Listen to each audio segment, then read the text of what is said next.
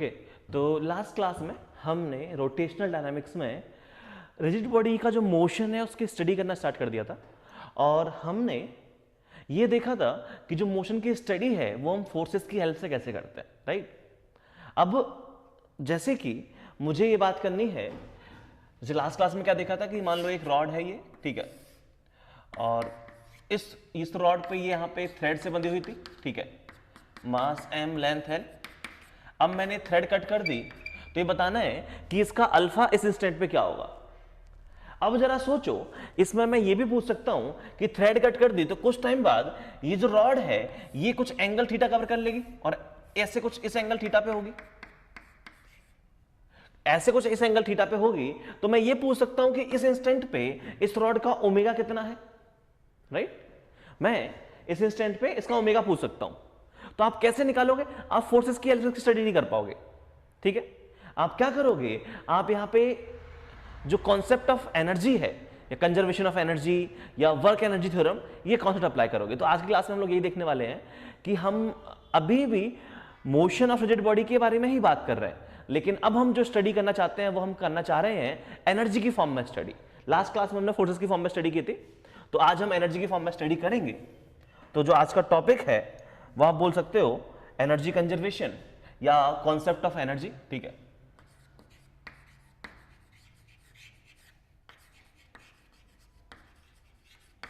Energy conservation या फिर work energy theorem,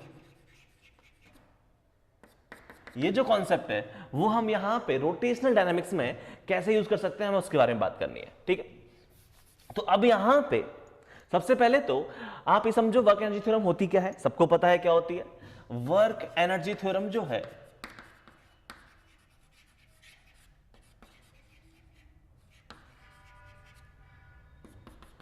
work energy theorem बोलती है कि work done by all the forces is equal to change in kinetic energy of system। और यहां पे आप ये क्या कह रहे हो, आप ये कह रहे हो कि जितने भी फोर्सेस हैं उन सब ने जो वर्क डन किया होगा उस वर्क डन की वजह से आपके सिस्टम की काइनेटिक एनर्जी चेंज होगी, राइट। तो सिस्टम की काइनेटिक एनर्जी चेंज होगी तो आप कौन सी काइनेटिक एनर्जी की बात कर रहे हो?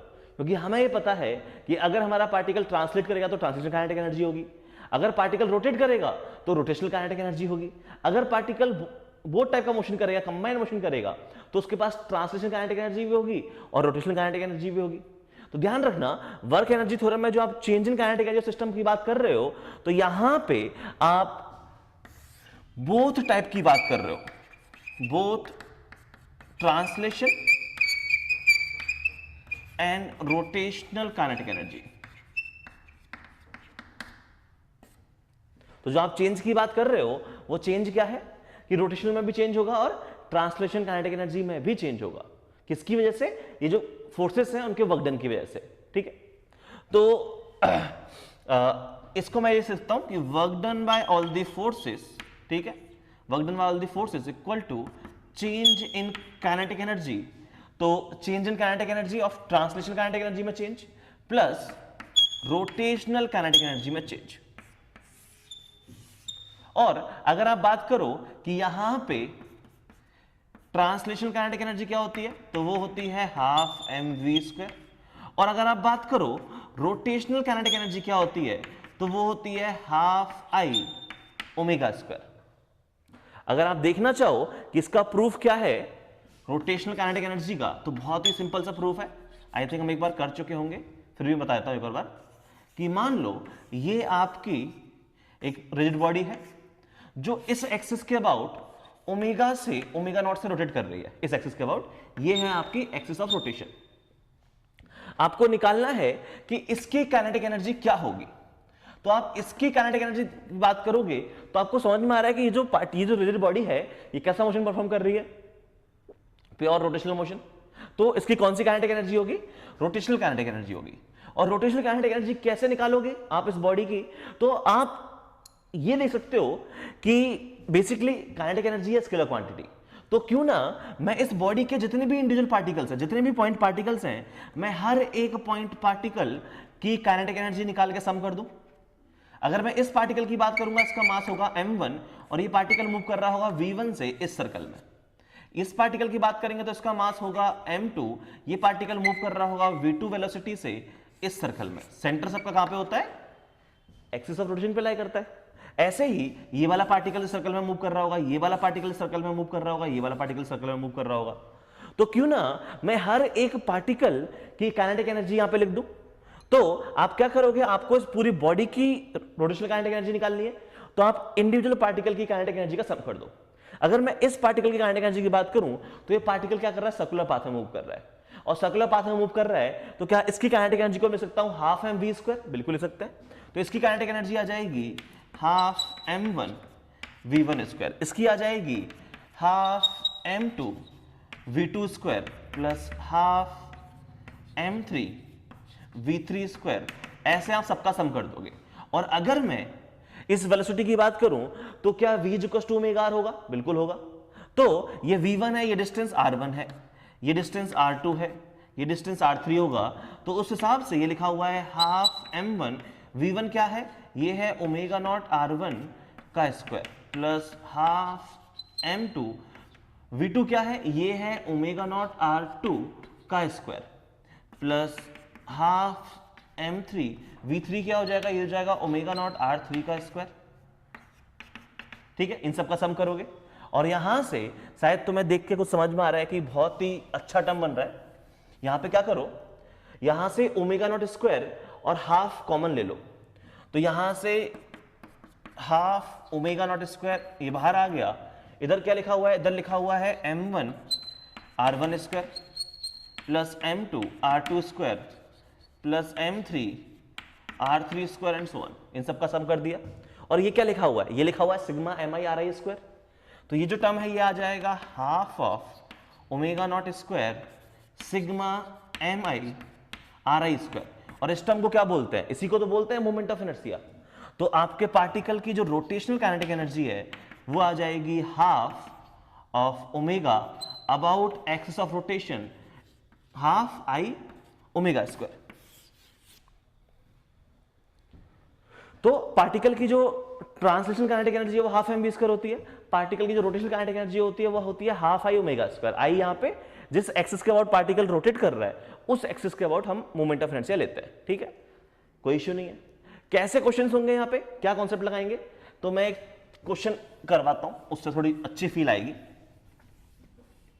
जैसे कि मान लो आपके पास ये एक रॉड है, अभी ऐसे वर्टिकल पोजीशन में रखी हुई है। ठीक है, आपने क्या कर दिया, आपने इस रॉड को स्लाइटली डिस्टर्ब कर दिया। स्लाइटली डिस्टर्ब कर दिया। इनिशियली क्या है, ये रॉड रेस्ट पे रखी हुई है, मास m, लेंथ l, t = 0 पे रेस्ट पे है।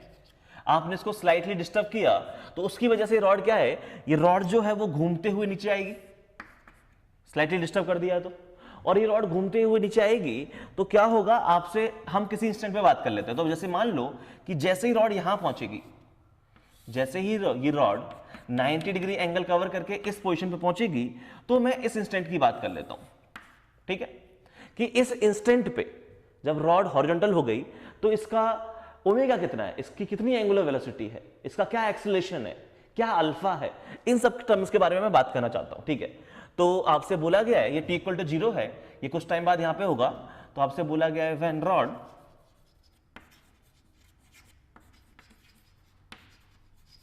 becomes horizontal, fine.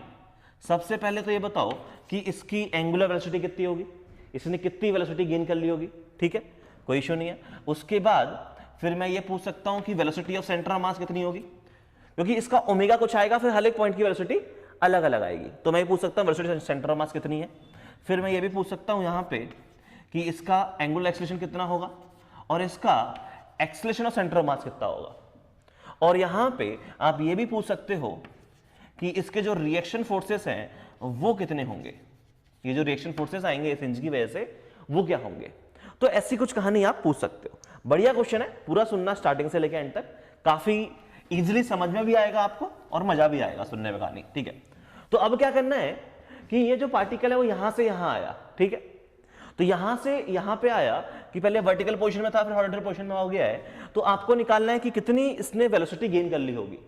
तो शायद देख के समझ में आ रहा है कि होगा क्या, पार्टिकल यहां से यहां आया तो एक कॉन्सेप्ट आप ये लगा सकते हो कि पहले पार्टिकल के पास कुछ ना कुछ पोटेंशियल एनर्जी थी, अब पोटेंशियल एनर्जी क्या हो गई है, कम हो गई है। तो पोटेंशियल एनर्जी जो कम हुई है उसकी वजह से पार्टिकल ने रोटेशनल काइनेटिक एनर्जी गेन कर ली होगी, क्योंकि पार्टिकल कर कैसा रहा है, रोटेशनल मोशन कर रहा है। तो पार्टिकल ने कुछ ना कुछ रोटेशनल काइनेटिक एनर्जी गेन कर ली होगी, किसकी वजह से, लॉस इन पोटेंशियल एनर्जी की वजह से। या आप एक और कॉन्सेप्ट ये लगा सकते हो कि वर्क एनर्जी थ्योरम से देख लो। तो इस क्वेश्चन को मैं वर्क एनर्जी थ्योरम से करवा देता हूं, ठीक है। बाकी आपकी इच्छा है, कैसे करना चाहो तो कंजर्वेशन ऑफ एनर्जी लगा दो, चाहे इससे कर लो। अगर मैं वर्क एनर्जी थ्योरम लगाऊं तो यहां पे देखो इस रॉड पे कौन कौन से फोर्स काम कर रहे हैं। तो work done by all the forces equal to change in kinetic energy. कौन कौन से फोर्स है, तो यहां देखोगे कि एक तो ग्रेविटी है, एक है Rx, एक है Ry, ये तीन फोर्स लगे हुए, ग्रेविटी है mg, Rx Ry यहां पे लग रहे होंगे। तो इन तीनों फोर्सेस ने मिलके इसकी रोटेशनल काइनेटिक एनर्जी को चेंज किया होगा। ये चीज समझ पा रहे हो। और रोटेशनल काइनेटिक एनर्जी क्या होगी, तो इनिशियल ओमेगा 0 है क्योंकि पार्टिकल रेस्ट पे था, फाइनल ओमेगा मान लेते हैं इस इंस्टेंट पे इसका ओमेगा जो है वो ओमेगा नॉट है फाइनली, ठीक है। तो यहां पे पहले वर्क डन देखो, क्या ग्रेविटी ने कुछ वर्क डन किया होगा, बिल्कुल किया होगा, इस पॉइंट से इस पॉइंट तक। तो ग्रेविटी ने कितना वर्क डन किया होगा, प्लस mgh, राइट। h क्या है, h है ये वाला डिस्टेंस, और ये डिस्टेंस कितना है, l/2। तो इसको लिख दो mg इंटू l/2, इतना ग्रेविटी ने वर्क डन किया होगा। इस रिएक्शन फोर्स ने कितना वर्क डन किया, 0। इस रिएक्शन फोर्स ने कितना वर्क डन किया, 0। क्यों, क्योंकि फोर्स तो लग रहा है लेकिन जिस पॉइंट पे फोर्स लग रहा है वो पॉइंट मूव ही नहीं कर रहा, फिक्स है देखो mg। तो work done by reaction force से 0 आएगा, equal to change in kinetic energy, ये आ जाएगा half I omega final square minus omega initial square. Initial omega कितना है, 0 है, ठीक है। तो यहां से इसको सॉल्व कर लेते हैं। ये क्या लिखा हुआ है, ये लिखा हुआ है mg l/2 is equal to half I कितना है इसके अबाउट 1/3 ml स्क्वायर, और ये आ जाएगा ओमेगा नॉट स्क्वायर। कोई दिक्कत नहीं है, सॉल्व कर लो। यहां से तुम्हारा एक तो l/2 कैंसिल हो गया, मास m से मास m कैंसिल हो गया, तो ये क्या बन गया, ये बन गया है तुम्हारा 3g, ठीक है, 3g/l। ये है ओमेगा नॉट स्क्वायर की वैल्यू, मतलब ओमेगा नॉट जो है वो आ जाएगा स्क्वायर रूट ऑफ 3g/l। ये है इस इंस्टेंट पे पार्टिकल की एंगुलर वेलोसिटी जब हमारी रॉड वर्टिकल पोजीशन में आ गई है, कितना, √3g/l। तो इस फिगर को मैं जरा फिर से बना लूं, या चलो यहां बना देते हैं। तो यहां मैंने क्या देखा, यहां मैंने देखा कि रॉड जो है वो हमारी हॉरिजॉन्टल पोजीशन में आ गई है, और इस इंस्टेंट पे इसका जो ओमेगा है वो है √3g/l। और अगर मैं यहां पे इसका FBD बनाऊं तो इसके FBD के हिसाब से एक ये फोर्स लग रहा होगा Rx, एक ये फोर्स लग रहा होगा Ry, और सेंटर ऑफ मास पे एक फोर्स लग रहा होगा mg। और सिंस इसका ओमेगा ये है, तो अगर मैं वेलोसिटी ऑफ सेंटर ऑफ मास की बात करूं तो वेलोसिटी ऑफ सेंटर ऑफ मास क्या होगी, तो वेलोसिटी ऑफ सेंटर ऑफ मास होगी ओमेगा इनटू ये डिस्टेंस l/2। ये चीज समझ पा रहे हो। तो अगर मैं देखूं कि ये पार्टिकल के पास इधर वेलोसिटी है, बिल्कुल वेलोसिटी है, और कौन सी वेलोसिटी है, तो इस इंस्टेंट पे इसके पास नीचे की तरफ वेलोसिटी है, और वो जो वेलोसिटी है vcm वो है omega naught into l/2। Omega naught कितना है, √3g/l इंटू l/2, तो ये हो जाएगा 3gl/4। ये है हमारी वेलोसिटी ऑफ सेंटर ऑफ मास इस इंस्टेंट पे। और क्या देखना चाहोगे, और हमको बोला गया कि अल्फा बताओ इस इंस्टेंट पे कितना है। तो अल्फा कैसे देखोगे, तो आप यहां पे अल्फा देखने के लिए आप लगा दोगे torque is equal to I alpha इस पर्टिकुलर इंस्टेंट पे। तो इस पर्टिकुलर इंस्टेंट पे net torque should be equal to I into alpha. तो यहां पे इस हिंज के अबाउट सिर्फ और सिर्फ टॉर्क mg की वजह से आ रहा है, कितना आ रहा है, mg इंटू l/2। इसकी वैल्यू I कितना है 1/3 ml स्क्वायर, इंटू अल्फा जो हमें निकालना है, ठीक है। तो यहां से m और l कैंसिल हो गए, अल्फा की जो वैल्यू है वो आ गई 3g/2l, ये हमारे अल्फा की वैल्यू है। और अगर अल्फा 3g/2l है तो यहां पे मैं देख सकता हूं acceleration of centre of mass. अब acceleration of centre of mass जो है ये पार्ट इंपॉर्टेंट है, क्यों, जरा ध्यान से सुनना। अगर आप देखो कि आपका सेंटर ऑफ मास का मोशन कैसा है, तो ये हिंज है और इस हिंज के अबाउट ये जो सेंटर ऑफ मास है, क्या ये आपका सर्कुलर पाथ में मूव कर रहा है? सेंटर ऑफ मास क्या कर रहा है? सर्कुलर पाथ में मूव कर रहा है। और अगर ये सर्कुलर पाथ में मूव कर रहा है तो क्या इसके पास दो एक्सेलरेशन होंगे, एक टेंजेंशियल और एक सेंट्रीपिटल? बिल्कुल सही। तो इसके पास एक तो होगा हमारा ए टेंजेंशियल और एक होगा इसके पास ए सेंट्रीपिटल। और ये जो है ये है हमारे रिएक्शन फोर्सेस Rx और Ry। तो अगर आपको ए सेंटर ऑफ मास निकालना है तो आप बोलोगे कि सेंटर ऑफ मास के पास दो एक्सेलरेशन है, एक है ए टेंजेंशियल, एक है हमारे पास ए सेंट्रीपिटल। तो अगर मैं ए टेंजेंशियल लिखूं तो वो कितना आ जाएगा? वो आ जाएगा अल्फा इंटू l/2। अल्फा कितना है? ये है 3g/2l इंटू l/2।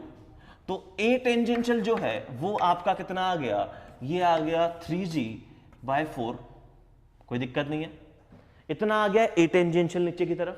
और एक होगा इसके पास ए सेंट्रीपिटल, और ए सेंट्रीपिटल कितना होगा? ये हो जाएगा ओमेगा स्क्वायर इंटू आर। उस पर्टिकुलर इंस्टेंट का ओमेगा कितना है? तो जब रॉड हॉरिजॉन्टल है तब इसके पास ओमेगा कितना है? √3g/l। तो ओमेगा स्क्वायर, तो ओमेगा स्क्वायर करोगे तो ये कितना आ जाएगा?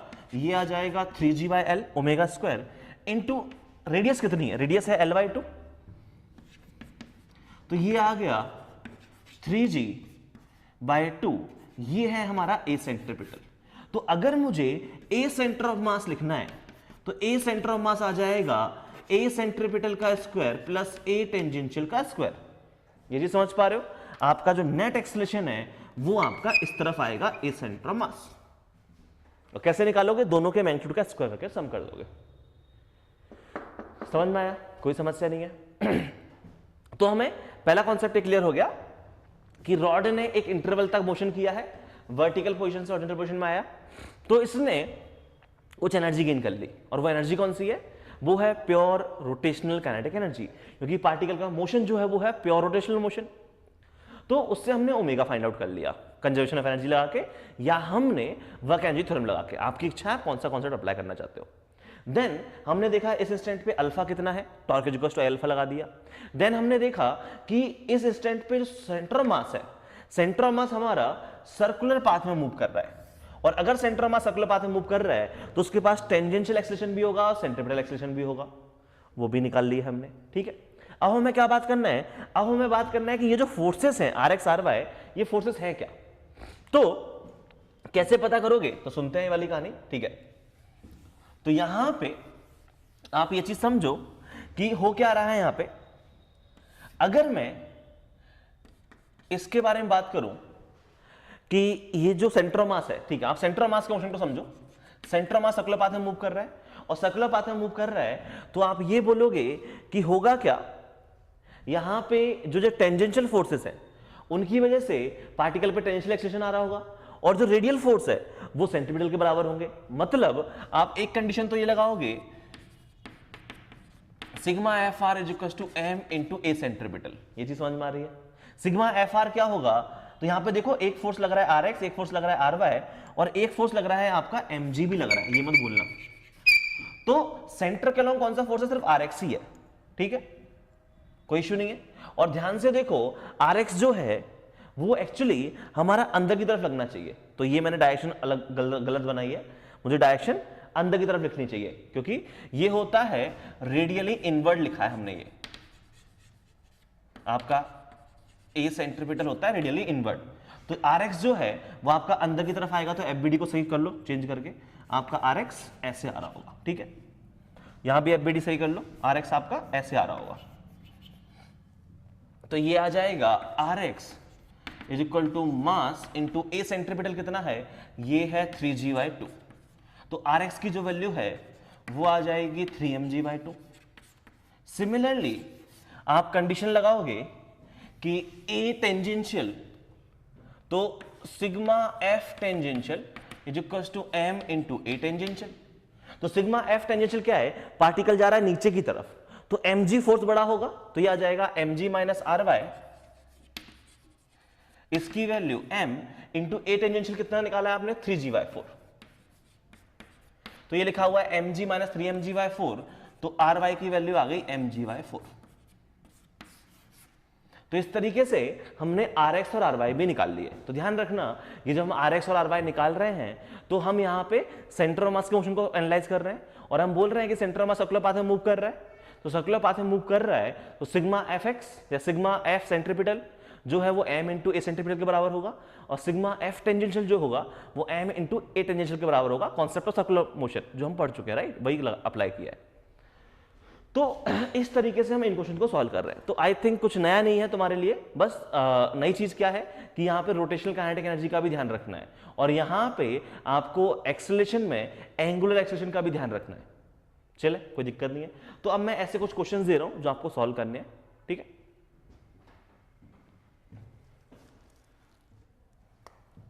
ओके, सामने दो क्वेश्चन दिए हुए हैं, ठीक है। दोनों क्वेश्चन में क्या है, t इक्वल टू 0 पे जो सिस्टम में हमारा रेस्ट पे है, ठीक है, और t इक्वल टू 0 के बाद मोशन स्टार्ट हुआ है। फर्स्ट क्वेश्चन में क्या है, दो ब्लॉक दिए हैं a और b, t इक्वल टू 0 पे मोशन स्टार्ट हुआ है, तो क्या होगा ये कि ये ब्लॉक नीचे जाएगा और ये ब्लॉक इधर आएगा, ठीक है, और ये जो डिस्क है वो तुम्हारी ऐसे कुछ रोटेट करेगी, और डिस्क का मास m है और रेडियस कितनी है L0, और बोला गया है जब ये ब्लॉक नीचे L0 गिर जाए तो बताना है कि हर एक ब्लॉक की स्पीड क्या होगी, a की, b की, और ये डिस्क की स्पीड भी बतानी है कि ओमेगा की वैल्यू कितनी हो जाएगी, ठीक है। सिमिलरली नेक्स्ट क्वेश्चन है, यहां पे सिस्टम रेस्ट पे है, तो क्या होगा, ये ब्लॉक नीचे जाएगा, ये ब्लॉक ऊपर जाएगा, ठीक है, और ये जो डिस्क है वो ऐसे कुछ घूमने लग जाएगी।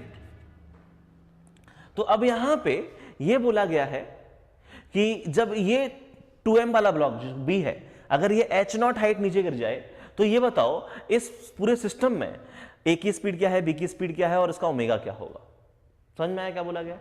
तो बहुत सिंपल सा क्वेश्चन है, दो क्वेश्चन है, कंजर्वेशन ऑफ एनर्जी लगा दो या फिर आप चाहो तो वर्क एनर्जी थ्योरम यूज कर सकते हो, आपकी इच्छा है। तो फटाफट दो सवाल है, टाइम मिलेगा 5 मिनट, सॉल्व करो।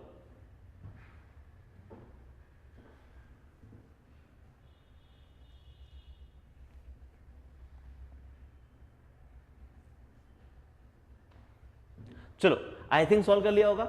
सबसे पहले तो समझते हैं मोशन कैसा होगा। तो हमें समझ में आ रहा है कि यहां टेंशन जो है वो T1 है, यहां टेंशन T2 है, और ये ब्लॉक का एक्सेलरेशन अगर A0 है तो इस वाले ब्लॉक का एक्सेलरेशन भी A0 होगा। ये चीज समझ पा रहे हो।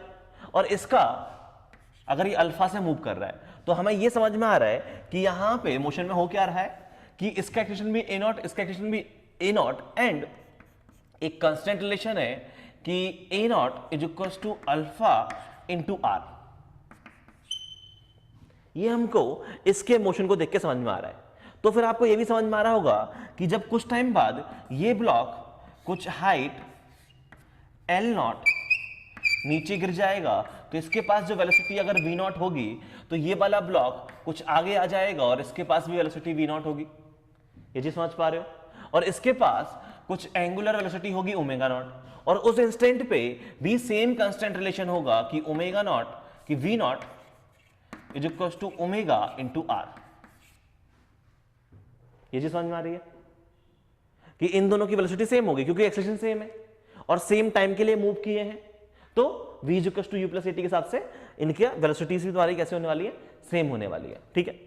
अब यहां पे आप कॉन्सेप्ट लगाओगे कंजर्वेशन ऑफ एनर्जी, तो मैं कंजर्वेशन ऑफ एनर्जी लगा देता हूं और मैं बोलता हूं कि loss is equal to gain use कर लेते हैं।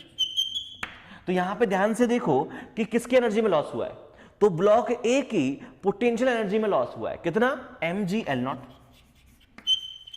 और किसकी एनर्जी में लॉस हुआ है, इसकी तो काइनेटिक एनर्जी में गेन हुआ है, इसकी भी काइनेटिक एनर्जी में गेन हुआ है, सिर्फ पोटेंशियल में लॉस हुआ है। इसकी पोटेंशियल में कोई चेंज नहीं हुआ और काइनेटिक में गेन हुआ है, तो मतलब लॉस सिर्फ एक ही जगह हुआ है, वो भी इसकी पोटेंशियल एनर्जी में। तो उसके बदले में किस किसने एनर्जी गेन कर ली, ब्लॉक ए ने काइनेटिक एनर्जी गेन कर ली हाफ mv0², ब्लॉक बी ने भी काइनेटिक एनर्जी गेन कर ली हाफ mv0², और इस डिस्क ने भी रोटेशनल काइनेटिक एनर्जी गेन कर ली, कितना हाफ आई ओमेगा²। तो ध्यान से देखो ये क्या लिखा हुआ है, ये लिखा हुआ है mg L0 is equal to half M V not square, half M V not square ये हो जाएगा M V not square plus half I कितना है, डिस्क है, मास एम लेंथ है एल का, इसके अबाउट कितना आता है, तो ये आता है हाफ एम आर स्क्वायर, तो हाफ एम आर स्क्वायर। और ओमेगा स्क्वायर, तो ओमेगा की वैल्यू कितनी है, वी नॉट बाय एल, तो ये आ जाएगा V not square by L square. ये चीज समझ में आई। तो ये कितना लिखा हुआ है, ये लिखा हुआ है एम जी एल नॉट, इसकी value M V not square plus ये लिखा हुआ है 1/4 एम वी नॉट स्क्वायर। ध्यान से देखो क्या टर्म बन गया, यहां से जो टर्म बन गया है वो बन गया है कि एम जी एल नॉट, इसकी value 5/4 M V not square, यही बनेगा। m से m कैंसिल, v नॉट की जो वैल्यू है वो कितनी आ जाएगी, वो आ जाएगी 4gl/5 की पावर 1/2। ये होगी हमारे इंडिविजुअल पार्टिकल की वेलोसिटी जब block A L not height नीचे गिर जाएगा। और अगर तुम बात करो कि इसका ओमेगा कितना होगा, तो इसका ओमेगा जो होगा वो हो जाएगा v नॉट बाय एल, बोले तो ये है 4g/5l। समझ में आया, कोई दिक्कत नहीं है, सिंपल सवाल था। सिमिलरली हम नेक्स्ट क्वेश्चन सॉल्व करेंगे, और नेक्स्ट क्वेश्चन में क्या बोला गया है कि ये जो ब्लॉक है 2m, ये हमारा हाइट h, तो पहले वही समझ लो कि होगा क्या कांस्टेंट, यही होगा कि इसका एक्सेलरेशन a नॉट, इसका एक्सेलरेशन a नॉट, ये टेंशन t1, ये टेंशन t2, और ये कुछ अल्फा से मूव करेगा, तो कुछ टाइम बाद इसकी वेलोसिटी हो जाएगी v नॉट, इसका ओमेगा हो जाएगा ओमेगा नॉट, और इसकी वेलोसिटी भी v नॉट होगी। ये चीज समझ पा रहे हो। और ये कितना नीचे आया है, तो आपने बोला ये हाइट h नीचे आया है 2m, तो ये वाला जो ब्लॉक है क्या ये भी हाइट h ऊपर चला जाएगा, समझ पा रहे हो। ये हाइट h नीचे गिरेगा तो ये हाइट h ऊपर जाएगा, स्ट्रिंग कांस्टेंट, ठीक है, क्योंकि यहां पे कोई स्लिपिंग नहीं हो रही है इसके ऊपर। तो हमने क्या बोला, फिर से लॉस लगा देते हैं, लॉस इक्वल्स टू गेन, और हमें यह पता है कि v equals to omega l अभी भी वैलिड है, तो यहां पे v equals to omega into radius कितनी है, तो इसकी रेडियस क्वेश्चन में दी हुई है कि रेडियस r है, तो ओमेगा इंटू r। तो यहां पे लॉस इक्वल्स टू गेन लगाते हैं, तो लॉस किस में हुआ, ध्यान से देखो, ब्लॉक बी की पोटेंशियल एनर्जी में लॉस हुआ, बदले में इसकी काइनेटिक एनर्जी में गेन हुआ, इसकी काइनेटिक एनर्जी में गेन हुआ, और इसकी पोटेंशियल में भी गेन हुआ, ऊपर गया है, और इसकी काइनेटिक में गेन हुआ है। तो सिर्फ एक ही जगह लॉस हुआ है, वो है इसकी पोटेंशियल एनर्जी, और कितनी लॉस हुआ है, तो वो आ जाएगा एम जी इंटू एच।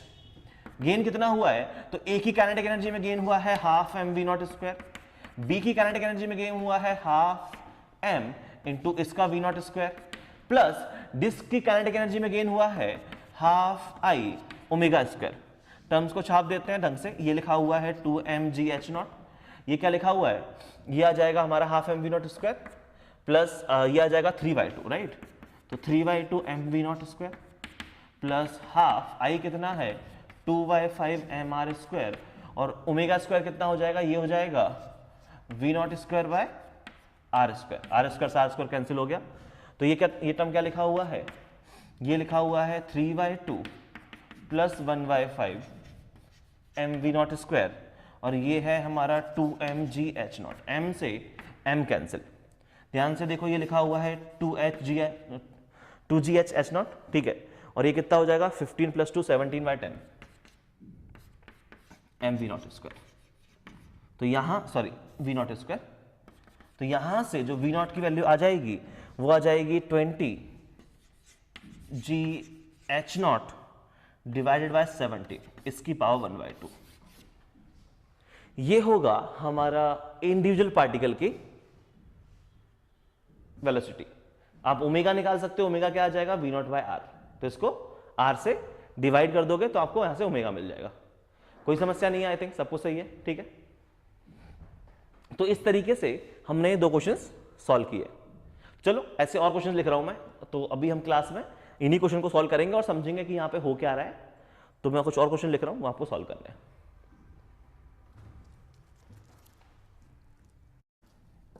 अच्छा एक सेकंड, यहां पे आई थिंक एक गड़बड़ हो गई है। गड़बड़ क्या हो गई है इस क्वेश्चन में कि ये क्वेश्चन मैंने गलत लिखी हुई है, तो इसको सही कर लेना। यहां पे मैंने लिखा हुआ है लॉस किस में हुआ है, इसकी पोटेंशियल एनर्जी में लॉस हुआ है, राइट। गेन किस में हुआ है, इसकी काइनेटिक एनर्जी में गेन हुआ है, प्लस इसकी पोटेंशियल एनर्जी में भी तो गेन हुआ है। तो वो वाला टर्म मैं लिखना भूल गया था, तो वो वाले टर्म को मैं यहां पे ऐड कर देता हूं। प्लस mgh और आएगा यहाँ पे इस तरफ, तो इस तरफ हो जाएगा सिर्फ mgh0, ये भी m हो जाएगा, ये भी m हो जाएगा, और यहाँ पे कितना बन जाएगा 10 बन जाएगा। समझ में आया करेक्शन क्या है? करेक्शन बस इतना सा है कि आपने यहाँ पे ब्लॉक ए की पोटेंशियल एनर्जी में गेन लिखना भूल गए थे, तो वो भी लिखना है, और बाकी सब कुछ सही है।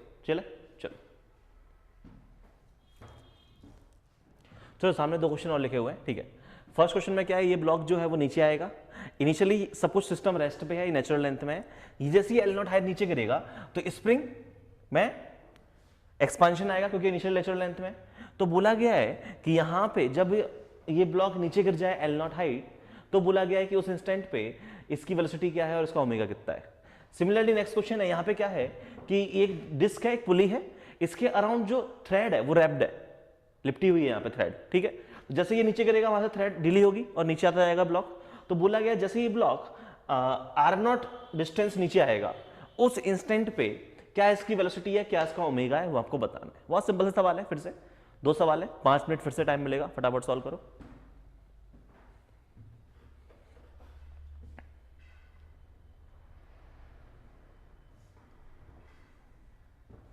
चलो आई थिंक सॉल्व कर लिया होगा। होगा क्या, होगा ये कि कुछ इंस्टेंट बाद ये ब्लॉक यहां पहुंच जाएगा, ठीक है। कितना हाइट, h0 हाइट नीचे आ चुका है और उसके पास वेलोसिटी होगी कुछ v0, और उसकी वजह से ये पार्टिकल जो है वो ओमेगा से मूव करेगा। और हमें पता है कि जो v0 और ओमेगा में एक रिलेशन है, v equals to omega R, constant relation. क्यों? क्योंकि यहाँ पे कोई स्लिपिंग नहीं हो रही है। v equals to omega R, I think आपको समझ में आ रहा होगा कि ये वाला पॉइंट मूव कितने से मूव करेगा, ओमेगा आर से, और ये वाला पॉइंट कितने से आ रहा है, v0 से। तो दोनों पॉइंट्स की वेलोसिटी सेम होनी चाहिए, कोई रिलेटिव स्लिपिंग नहीं हो रही है, इसलिए तो v equals to omega constant relation आ गया। अब बोला गया है होगा क्या, उसकी वजह से ये जो स्प्रिंग है, क्या ये भी हमारा h0 एक्सपांशन लेके बैठ जाएगा? बिल्कुल सही। ये अगर h0 हाइट नीचे आया तो यहां से h0 एक्सपांशन आ जाएगा स्प्रिंग में। तो अब बोला गया है कि बताओ ओमेगा क्या होगा, वेलोसिटी क्या होगा। तो आप लगाओगे लॉस इक्वल्स टू गेन, और लॉस इक्वल्स टू गेन लगाओगे तो यहां ये चीज देखो कि किसमें लॉस हुआ है। तो ऑब्वियसली बात है इस ब्लॉक की पोटेंशियल एनर्जी में लॉस हुआ है, कोई दिक्कत नहीं है। इस ब्लॉक की पोटेंशियल एनर्जी में लॉस हुआ है, उसकी बेसिस ने खुद की काइनेटिक एनर्जी में गेन कर लिया है। स्प्रिंग की पोटेंशियल एनर्जी में गेन हुआ है, इस डिस्क की, इस पुली की जो तुम्हारी काइनेटिक एनर्जी है उसमें गेन हुआ है। तो सिर्फ लॉस इसकी पोटेंशियल एनर्जी में हुआ है, और कितना हुआ है, वो हुआ है mgh0। और गेन किस किस में हो गया, इस खुद की ब्लॉक की काइनेटिक एनर्जी में गेन हुआ हाफ mv0², इस पुली की काइनेटिक एनर्जी में गेन हुआ half i omega square, plus इस स्प्रिंग की पोटेंशियल एनर्जी में गेन हुआ हाफ k, और ये x²।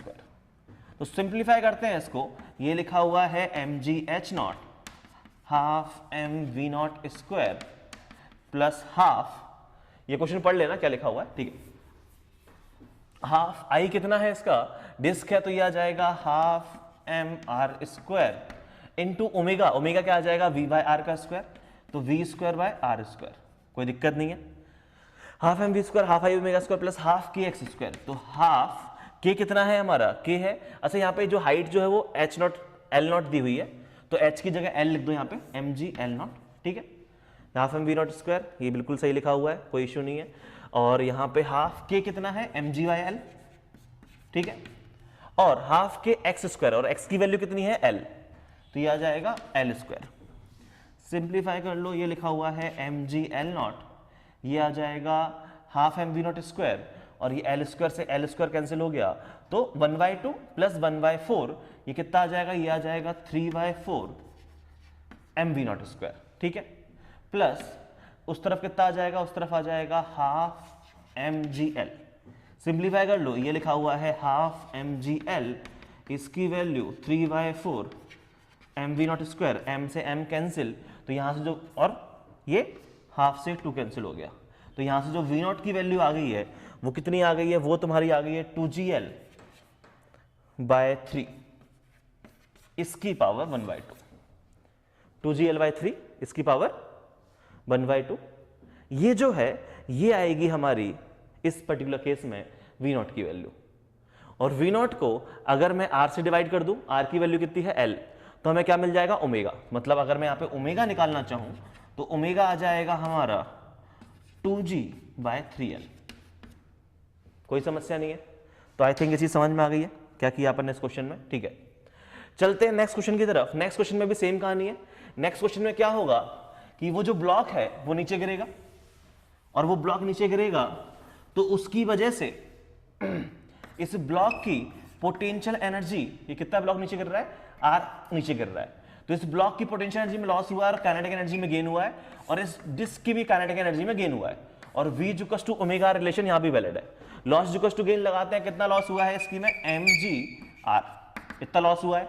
गेन क्या हुआ, इसकी खुद की काइनेटिक एनर्जी में गेन हुआ हो गया है half M V not square, और गेन कहां हुआ है, इसकी काइनेटिक एनर्जी में गेन हुआ है, तो half I omega square mg/r is equals to half m V not square plus half I कितना है, हाफ एम आर स्क्वायर, और ओमेगा कितना है, ये हो जाएगा v square by R square. ध्यान से देखो 1/2 प्लस 1/4 3/4 लिखा हुआ है, तो mg/r इसकी value 3/4 M V not square, m से m कैंसिल किया, v नॉट की जो वैल्यू है वो कितनी है 4gr/3, इसकी पावर 1/2, और ओमेगा निकालेंगे तो ओमेगा कितना आ जाएगा, ये है v नॉट बाय आर, तो ये कितना आ गया है 4g/3r, ये है हमारा ओमेगा।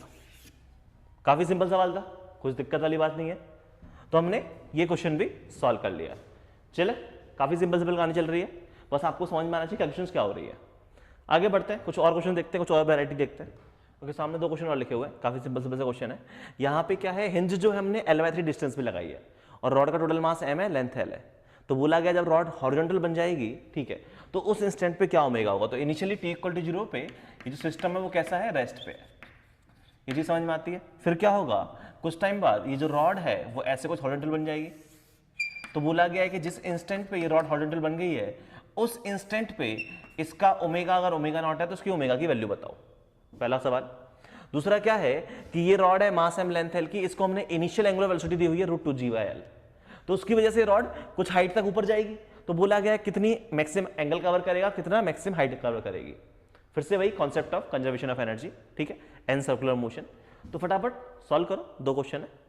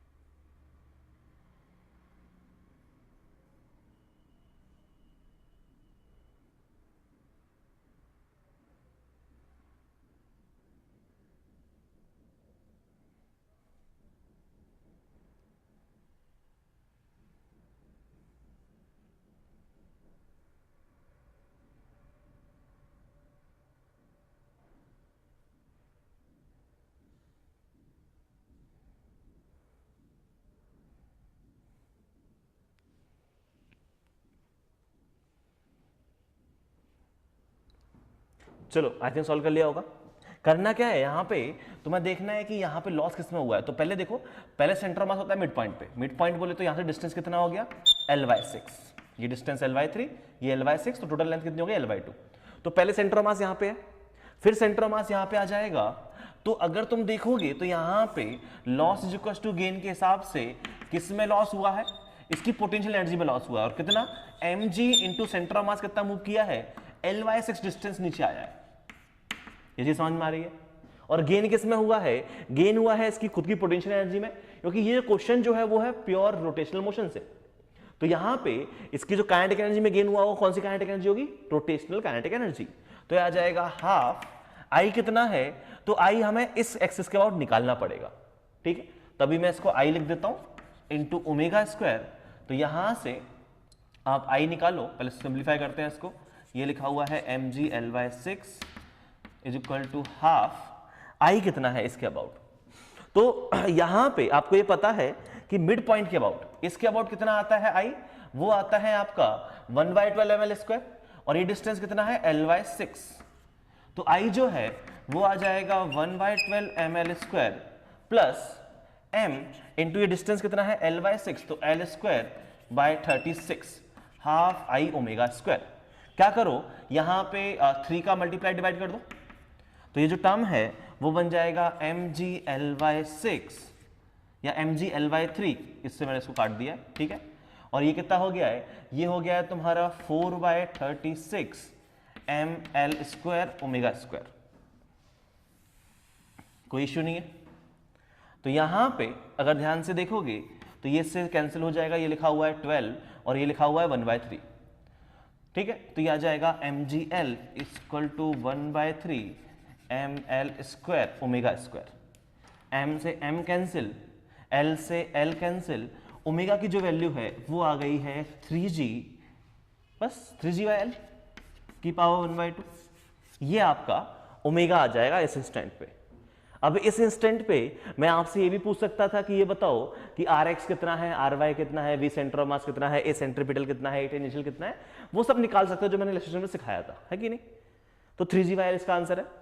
नेक्स्ट क्वेश्चन में अगर मैं बात करूं यहां पे, तो यहां पे क्या होगा कि ये होगा क्या कि ये यहां पे कुछ एंगल थीटा कवर करके रॉड यहां पहुंच जाएगी, ठीक है।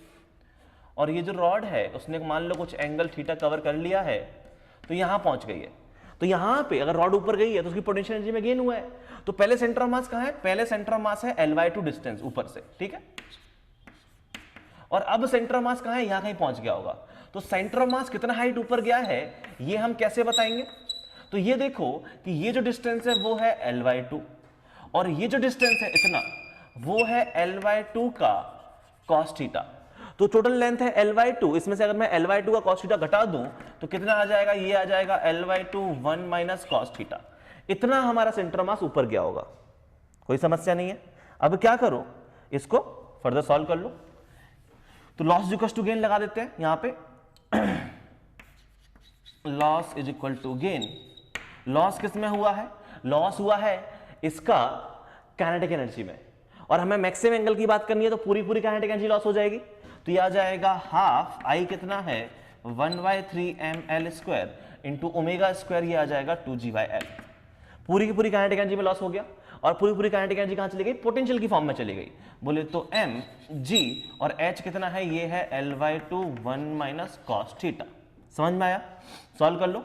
ये हाफ से हाफ कैंसिल, तो इस तरफ कितना लिखा हुआ है, इस तरफ लिखा हुआ है ये mgl/3 और उस तरफ कितना लिखा हुआ है, ये लिखा हुआ है mgl/2 1 - cos theta. mgl cancel हो गया, ये 2/3 is equal to 1 - cos theta, मतलब cos थीटा कितना आ गया, cos थीटा आ गया 1/3। तो एंगल थीटा जो है वो आ जाएगा आपका कितना, cos इनवर्स 1/3। और कितनी हाइट कवर की, तो आप हाइट तो बता सकते हो, हाइट कितना है L/2 1 - 1/3, तो ये 2/3 आ जाएगा। तो L/2 इंटू 2/3, तो मैक्सिमम हाइट कितनी आ गई, L/3। ये समझ में आया, कोई दिक्कत नहीं है। तो ये हमारा इस तरीके के क्वेश्चन थे, ठीक है। चलो एक लास्ट क्वेश्चन और करते हैं, ठीक है। ओके, सामने एक क्वेश्चन और दिया हुआ है, यहां पे बोला गया है कि ये रॉड है, मास m लेंथ l की, t = 0 पे रेस्ट पे है। स्लाइड डिस्टर्ब किया, रॉड घूमते हुए नीचे आएगी, ठीक है, और सर्कुलर पाथ में मूव करेगी।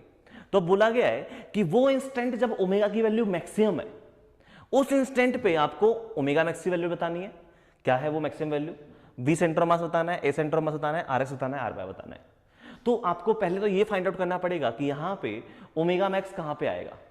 तो हिंट आपको शायद देख के समझ में आ रहा होगा क्वेश्चन को कि होगा क्या कि ये रॉड नीचे आती है, ये रॉड नीचे आती है तो पोटेंशियल एनर्जी में लॉस होता है, और पोटेंशियल एनर्जी में लॉस होता है उसकी वजह से काइनेटिक एनर्जी में गेन होता है।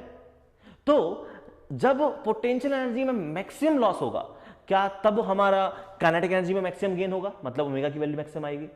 तो मैक्सिमम लॉस पोटेंशियल एनर्जी में कब हो सकता है, इस पूरे मोशन के टाइम। ये तब होता है जब ये रॉड जो है वो हमारी ऐसे वर्टिकली डाउन पोजीशन में आ जाए कुछ टाइम बाद। तो यहां पे जब ये नीचे आएगा तब इस पे ओमेगा मैक्स होगा। ये चीज समझ में आया। तो आपको इस ओमेगा मैक्स की वैल्यू निकालनी है, इस पर्टिकुलर इंस्टेंट के लिए सॉल्व करना है। तो फटाफट सॉल्व करो, ठीक है, 5 मिनट मैक्स टू मैक्स।